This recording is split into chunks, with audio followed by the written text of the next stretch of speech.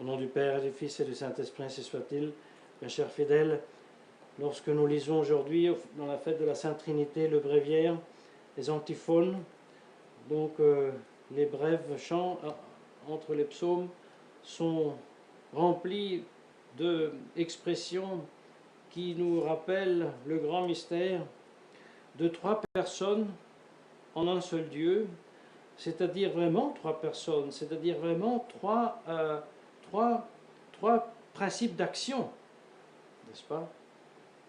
Mais en même temps, tous les trois personnes sont Dieu, mais tous les trois personnes ne sont pas, comme ils sont trois personnes, ils ne sont pas trois dieux, parce qu'ils n'ont pas une nature égale comme nous, êtres humains, qui ont chacun pour nous une nature humaine, n'est-ce pas? Mais leur nature est numériquement une des trois personnes. Un seul Dieu en trois personnes. Et dans ces personnes, il y a un ordre. Et cet ordre est bien sûr logique. Ce n'est pas un ordre de supériorité-infériorité, mais il est logique. L'amour est précédé par la connaissance. Et donc, l'engendrement du Verbe, une procession en Dieu de la deuxième personne de la première, est une procession, est une action, est un agir qui a comme matrice la connaissance. Dieu se connaît soi-même, et cette expression de sa connaissance est le Verbe, qui à son tour reconnaît le Père, et ensuite, logiquement, cette connaissance appelle un amour, celui du Père et du Fils et du Père. Mais ce n'est pas cela le Saint-Esprit. Le Saint-Esprit est cet amour qui est spiré des deux ensemble et qui fait la troisième personne. Oui, il y a un amour personnel en Dieu qui est le Saint-Esprit et un amour qui regarde son essence. Dieu est amour. Pas confondre les choses. Et alors, on se pose la question, pourquoi Dieu a-t-il révélé cette vie intime de connaissance et cette vie intime d'amour en Dieu, pour nous montrer la perfection de Dieu, pour nous montrer et nous révéler la vie de Dieu, ou alors la vie qui est Dieu. Avec cela, il nous est révélé que Dieu n'est pas seulement l'être parfait et suprême, mais que justement, il n'est pas l'architecte suprême. Parce que tandis que l'architecte ne trouve son complément que lorsqu'il a exercé sa perfection de construire, de projeter et de réaliser, eh bien, Dieu n'est pas l'architecte suprême, parce qu'il est déjà parfait, il est déjà pleinement heureux en soi. Vous voyez, entre les différentes raisons pour lesquelles Dieu a révélé son intimité, comme le dit le Fils, n'est-ce pas, aux disciples, aux apôtres, je vous appelle amis, je vous dis amis, parce que je vous ai dit, je vous ai fait savoir tout ce que le Père, tout ce que j'ai ouï par le Père, n'est-ce pas? Les raisons sont donc non seulement de nous faire accroître dans la connaissance, de nous faire aussi goûter davantage la connaissance de la création, parce qu'en sachant que Dieu a créé dans le temps l'univers, nous voyons l'univers comme quelque chose, un produit libre de la part de Dieu. En voyant Jésus-Christ opérer les miracles, nous découvrons que ces lois naturelles que tellement nous admirons et nous voyons avec quelle nécessité elles se réalisent, n'est-ce pas? Eh bien, par Jésus-Christ qui opère les miracles, nous mettons un bémol à ces nécessités et nous disons, elles sont nécessaires, oui, mais pas absolument. Dieu peut très bien, comme Jésus-Christ le fait, suspendre les lois de la nature. Tout cela nous donne un grand goût à même contempler avec la raison humaine la réalité créée. Mais, ajoute saint Thomas, aussi pour l'exclure des erreurs, et des erreurs très très pernicieuses, pour exclure les erreurs, et les erreurs que sont nommées, qui doivent être exclues, sont exactement les erreurs qui non sont pas à la base, sont la nouvelle théologie, sont le nouveau concept de Dieu, et sont aussi le nouvel concept et même la nouvelle réalité des nouveaux sacrements. Oui, saint Thomas dit, par le fait que nous disons que Dieu a tout fait par le Verbe, par son Verbe, nous excluons l'erreur de ceux qui disent que Dieu produit les choses par nécessité de nature. Non, Dieu n'a rien créé par nécessité de nature.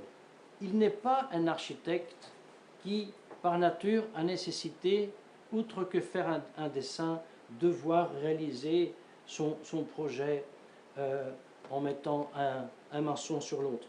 Non, non. Dieu est déjà complet et parfait de soi-même dans son essence, et c'est pour cela il fait tout par son Verbe et non par nécessité et besoin d'agir. Et par le fait que nous disons et nous posons la procession de l'amour, c'est-à-dire du Saint-Esprit, nous montrons que Dieu n'a pas agi pour une indigence, pour un besoin en produisant les créatures. Ce n'était pas un besoin, une satisfaction pour lui, non. Et il n'a pas agi par une cause extérieure, mais uniquement par sa bonté et par l'amour de sa bonté. Et la théologie, chers fidèles, nous enseigne dans les manuels, n'est-ce pas, que la liberté de l'acte avec lequel Dieu crée tout ce qu'il a créé, donc liberté, pas nécessité, n'est-ce pas, est niée par le faux dualisme des gnostiques, des manichéens et surtout du panthéisme. Selon ces erreurs, le monde, écoutez bien, est un développement ou alors une manifestation nécessaire de la divinité. Alors tout d'abord, nous avons vu que la création n'est pas nécessaire. Et en plus, nous voyons que celui qui agit sont les personnes, ce n'est pas la divinité. Donc cette erreur est professée par Wycliffe, qui niait absolument la liberté divine, par Abélard, par Malebranche, par le fameux Leibniz. Et ceux qui ont professé que de la bonté de Dieu, de son amour qu'il a vers soi-même, découlerait une nécessité pour Dieu de créer, n'est-ce pas? Comme nous disons, quelqu'un qui aime nécessairement, il doit trouver quelqu'un à aimer, ou alors de bénéficier, n'est-ce pas? Parce que l'amour en lui est trop grand, il doit le manifester. Ce n'est pas vrai pour Dieu. Parce que l'amour en Dieu est pleinement manifesté et pleinement satisfait dans la vie des trois personnes entre elles. Et c'est ça qui devrait être objet de notre méditation pour élever nos cœurs et reposer, tant qu'il soit possible dans ce monde, dans lequel le cœur ne repose jamais avant de reposer en Dieu dans la vision béatifique, mais quand même déjà de reposer un petit peu dans cette merveilleuse réalité de la félicité absolue que Dieu a en lui-même sans avoir besoin de quelque créature que ce soit. Oui, Hermes Günther et même le Rosmini ont été condamnés pour cela. Pourquoi tout cela c'est tellement important?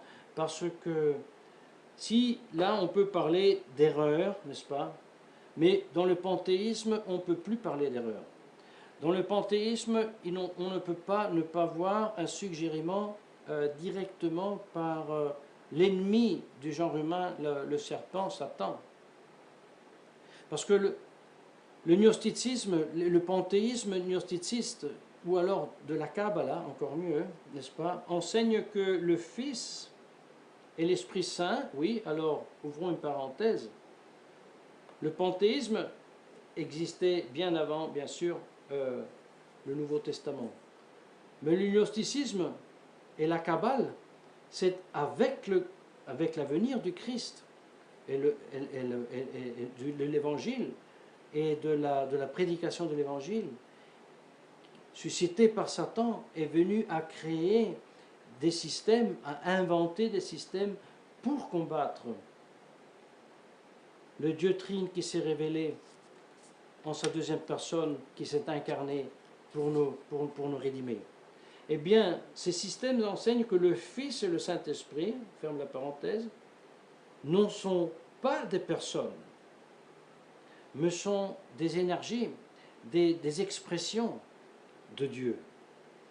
De Dieu. N'oublions jamais, nous sommes dans le panthéisme et je m'explique tout de suite. Parce que ce gnosticisme et cette Kabbale, n'est-ce pas, ont un concept de Dieu. Nous avions dit, ce gnosticisme est né en contraposition avec le christianisme. Voilà la preuve. Prenez le catéchisme de Saint Pédis, prenez la demande qui est Dieu, et vous verrez, Dieu est l'être le plus parfait, le plus heureux, le plus puissant, créateur du ciel et de la terre, et qui a toutes les perfections d'une façon suréminente en soi. Très bien. Vous voulez savoir le concept de Dieu dans le panthéisme gnostique et de la Kabbale? Il faut simplement renverser tout et nier tout.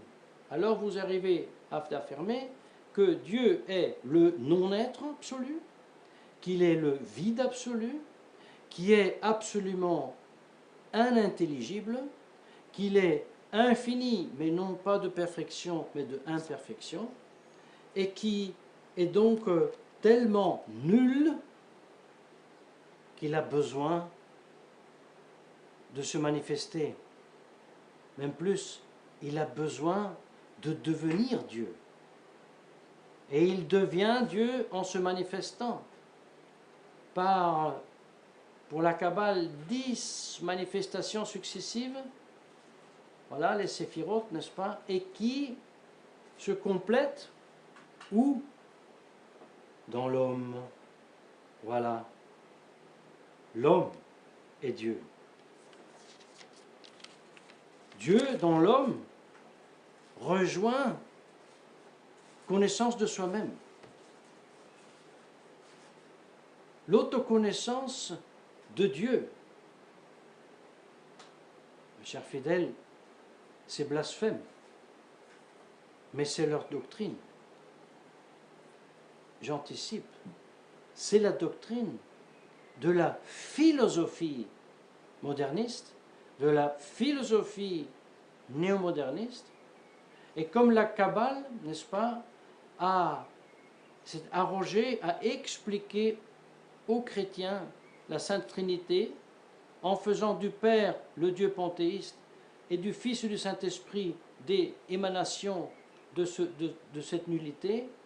Ainsi, le modernisme a pris les paroles, mais non seulement les paroles de la doctrine catholique, elle a pris aussi les livres liturgiques de l'Église catholique, les a vidés, et a mis à sa place cette pourriture de non-pensée, contre-pensée, d'inspiration satanique. Ce panthéisme qui vivifie le monde comme Dieu serait vivant, parce qu'il est identifié, nous le trouvons, et ça a déjà été dit dans Leibniz, mais aussi dans tous les soi-disant grands penseurs qui le précédaient, Giordano Bruno, Francesco Patrizzi, dont le maître Eckhart, tellement déchanté le maître Eckhart, n'est-ce pas, le grand mystique, n'est-ce pas, 14e siècle. Alors lui, il affirme, comme Dieu est devenu à travers le devenir du monde, ainsi il a gagné à travers la autoconscience de l'homme, il est devenu lui-même personne. Alors Dieu devient à travers le devenir du monde, et Dieu devient personne dans l'homme quand l'homme prend conscience d'être soi-même. Dieu prend conscience de soi-même dans l'homme, et puisque c'est panthéisme, il faut aussi que l'homme prend conscience de soi-même en Dieu. Et on peut continuer les soi-disant grands penseurs pour arriver jusqu'à Teilhard de Chardin, mais l'énergie dynamique de Teilhard de Chardin, c'est exactement cette soi-disant vie divine immanente à tout ce qui est, n'est-ce pas, jusque dans la moindre monade de Leibniz, pour être aussi l'esprit principal, l'esprit guide que Cicéron nomme et réfère explicitement au stoïcisme, l'esprit de guide, pneuma hegemonikon, mais quelle coïncidence! Ce esprit guide, exactement le terme employé dans la nouvelle consacration épiscopale à la place de Esprit Saint. Et quelle coïncidence! Cet Esprit Saint-là n'est pas inspiré par le Père et le Fils, mais devient d'un coup un don du Père vers le Fils. Alors, si nous allons à gratter encore un petit peu, nous voyons que cette expression ne vient absolument pas des textes que dit Paul VI être la base de ces rites, mais vient de textes trafiqués par les gnostiques et par les ariens, condamnés par l'Église.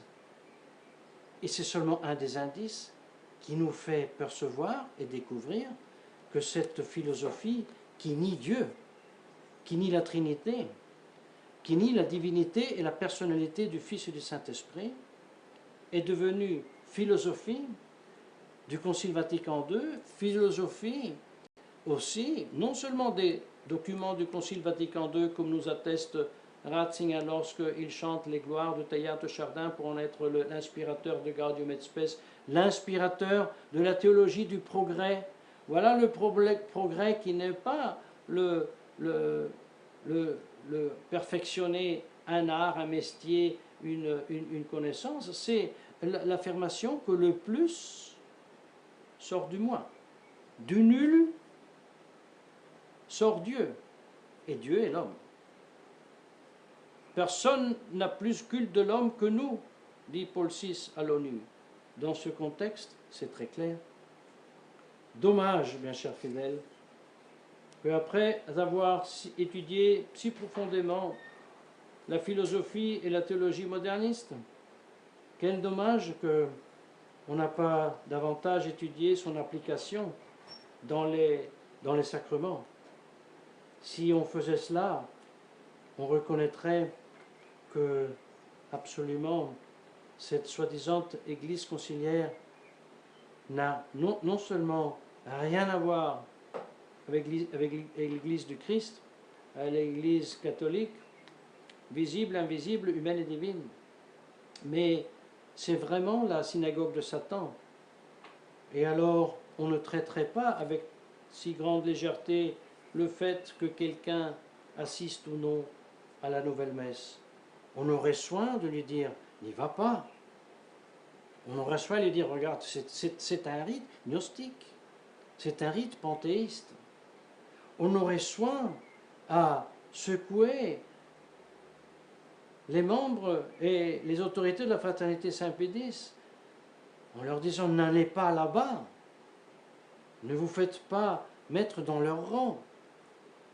L'Église du Christ ne peut pas être une église où il y a une branche gnostique, panthéiste, païenne et une autre catholique avec la messe de toujours. Ce n'est pas l'Église du Christ.